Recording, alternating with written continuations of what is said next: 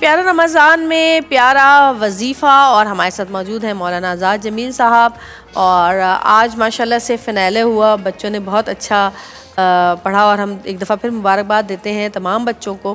اور آج کا جو ہمارا ٹاپک تھا وہ چونکہ آج ویمنس ڈے ہے، تو ہم نے بات کی کہ اسلام نے سب سے زیادہ حقوق اور فرائض جو ہیں وہ خواتین کے بتائے ہیں۔ آپ کیا کہتے ہیں اس بارے میں؟ بسم اللہ الرحمن الرحیم، نحمدہ ونصلی وسلم علی رسولہ الکریم۔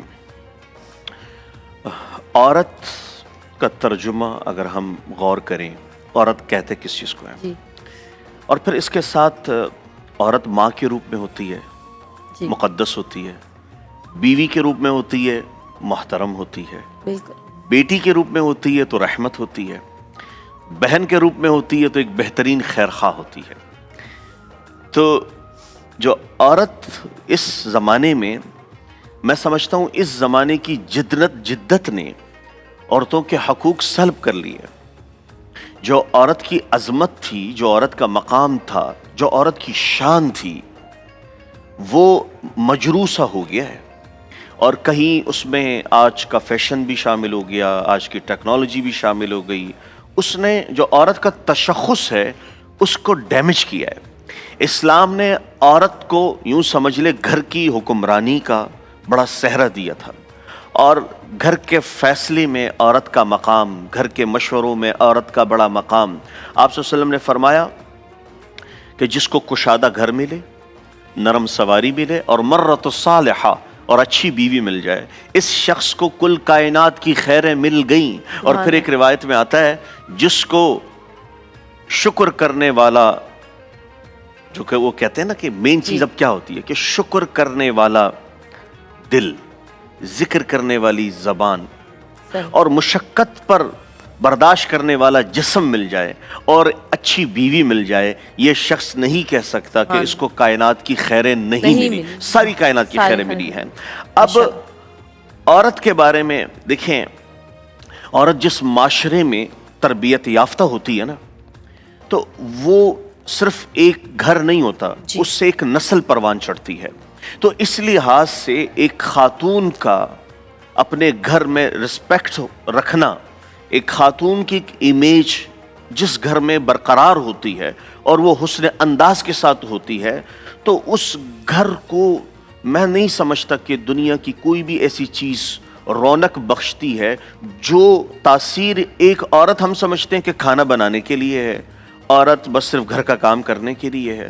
نہیں، آپ اگر دیکھیں عورت کا معاشرے میں تعلیمی اعتبار سے، اخلاقی اعتبار سے بہت بڑا کردار ہوتا ہے ایک خاتون کا۔ اب ایک شوہر، میں نہیں سمجھتا کہ کوئی بھی کامیاب شخص وہ ایسے ہی کامیاب ہوا ہو کہ اس کے پیچھے کوئی ایک اچھی خاتون نہ ہو، لیکن ایک محاورہ بھی ہے نا کہ کامیاب آدمی کے پیچھے ایک خاتون کا ہاتھ ہوتا ہے۔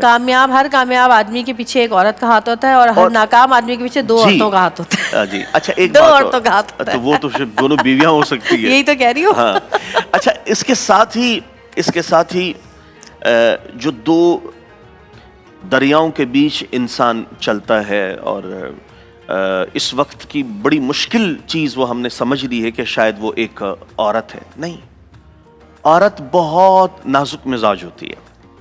وہ کہتے ہیں نا کہ اگر عورت کو سیدھا کرنے لگو گے تو وہ تو ٹوٹ جائے گی۔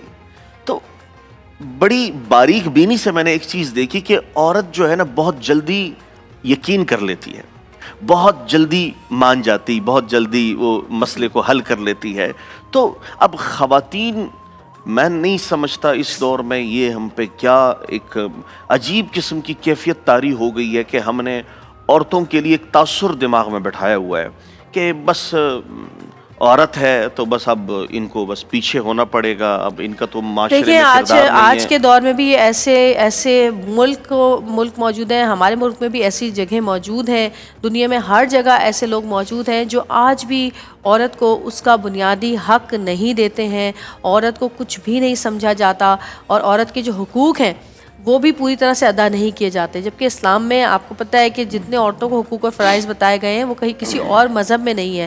اگر ہم اپنے ہی نبی پاک صلی اللہ علیہ وآلہ وسلم کی زندگی کو دیکھتے ہیں، ان کی سنت کو دیکھتے ہیں، تو وہ نبی پاک صلی اللہ علیہ وسلم ایسے تھے کہ حضرت بی بی خدیجہ جو کہ ایک ورکنگ وومن تھی، کام کرتی تھی، تجارت کرتی تھی، اور انہوں نے ان کو کبھی منع نہیں کیا اس چیز سے، جہاں یہاں تک کہ انہوں نے اپنی تمام دولت، اپنی ہر چیز اسلام کی راہ میں جو ہے نا پیش کر دی۔ اور اگر ہم حضرت عائشہ رضی اللہ تعالیٰ عنہ کی بات کرتے ہیں تو حضرت عائشہ رضی اللہ تعالیٰ عنہ جو ہے وہ ماشاء اللہ سے لوگوں کے مسائل حل کرتی تھیں، فتوے دیا کرتی تھیں، اتنی قابل تھیں وہ۔ اور اگر ہم بات کرتے ہیں حضرت بی بی فاطمہ کی، فاطمہ الزہرا، نبی پاک صلی اللہ علیہ وسلم جب وہ آتی تھی کھڑے ہو جاتے تھے ان کے لیے، اپنی جگہ ان کو دے دیتے تھے، ان کے ہاتھ پہ بوسہ دیتے تھے، ان کو اتنا پیار کرتے۔ نبی پاک صلی اللہ علیہ وسلم نے اتنی عزت دی خواتین کو، چاہے وہ ان کی والدہ ہوں، چاہے وہ ان کی وہ ہوں دائی حلیمہ ہوں، چاہے کوئی بھی ہو۔